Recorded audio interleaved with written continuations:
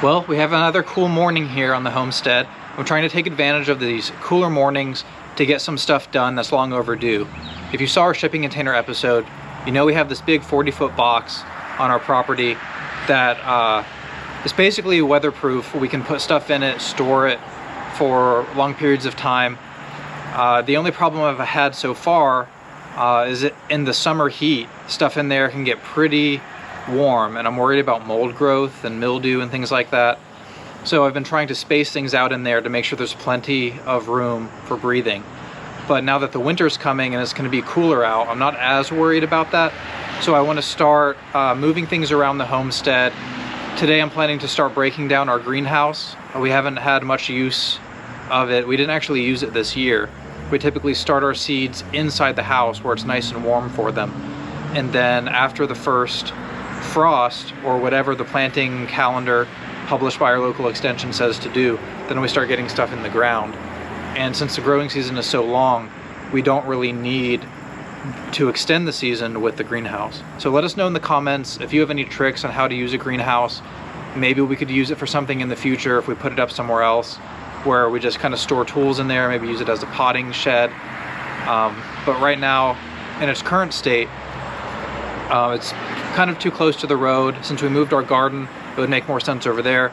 So for now, we're just going to try to break it down. This is our first attempt at breaking it down, even though we built it. I'm just going to try to do it in reverse order and see if that works.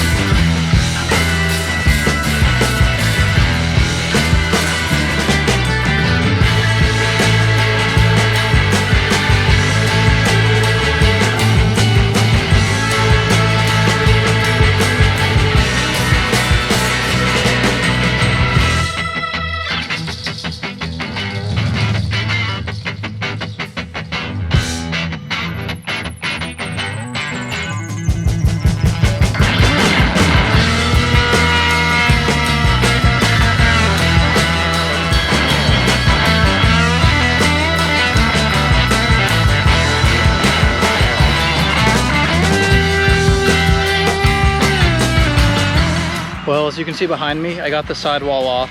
I just have a couple 2x4s to take down. But let me show you how this assembly works. You should go back and watch our greenhouse build video if you haven't seen it yet. But take a look at this. This is called a wiggle wire channel. And basically, as long as you have some sort of framework to attach it to, whether that's a metal pipe or just a wooden stud like this, you just secure it with screws to the framing. And then that allows you to tuck your plastic into it, and then the wiggle wire holds it in place.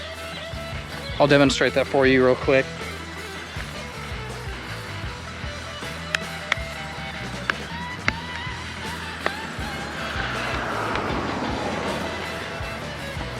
Do you see that?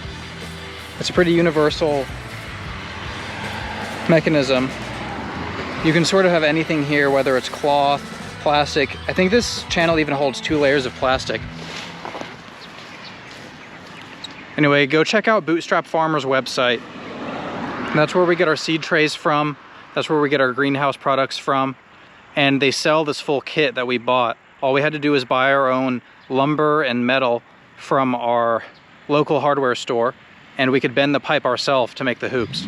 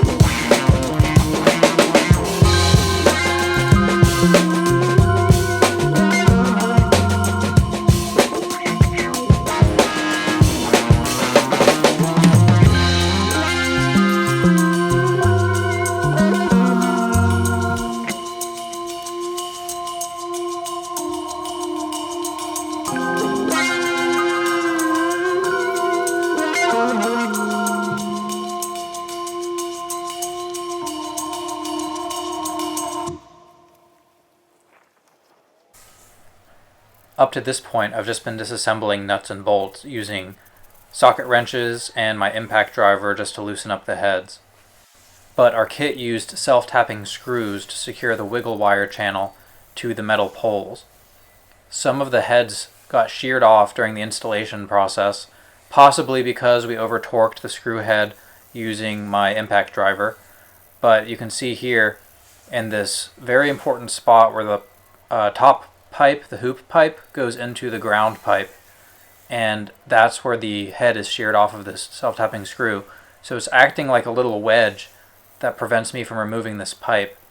Thankfully, the self-tapping screw was up within the top few inches of the larger diameter pipe.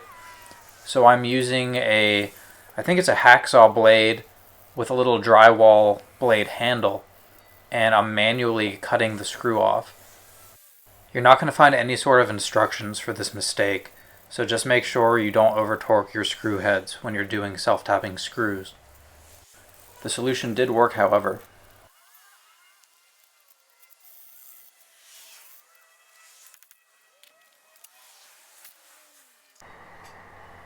So I haven't really been too active with the dialogue in this video. It's mostly time lapses of basically an assembly happening in reverse. If you've ever witnessed the assembly of a greenhouse, whether you've done it yourself or you watched it on YouTube, you'll know that it's pretty straightforward. You're kind of working from the ground up. You're placing your foundation along with a string line to make sure everything's parallel and square. You're placing the pipes in the ground as some sort of anchor. Some people can use rebar in a more DIY situation, cheaper situation. Ours, we use a larger diameter pipe with a skinnier diameter pipe as the hoop, and we bent them ourselves using a jig from the Bootstrap farmer that was supplied not as part of the kit, but in addition to the kit. It's an extra fee. We decided to get it so it would be much easier to do this ourselves. So now I'm down to the last end wall. I just wanted to show you the order of operations here because, like I mentioned before, the bottom wiggle wire channel used self-tapping screws, and I didn't have the sheared off screw head on this side. It's pretty straightforward to disassemble. Then it's just a matter of removing the 2 decking screws per 2x4 post that I had sort of anchoring these end wall framing members to the bottom. I guess you would call it some sort of sill plate there, perimeter board. And this perimeter board is secured to every single pipe with a long bolt with a nut and a washer on the other end. And after going through this process trying to remove these bolts, I might skip these the next time. The greenhouse isn't going anywhere. These pipes are way down into the ground and in the clay. It's rock solid. The only thing that these screws really do is prevent your board from slipping. But once you throw in mulch or dirt or all the weeds and the drip line irrigation we have in there, any number of things, that board probably isn't going to blow away in the wind. So the only thing we were really using the bolts for was the extra threaded slack sticking out of the outside. We used it as a little tie-down point to secure our roll-up sides. I guess during windy conditions we would use some rope.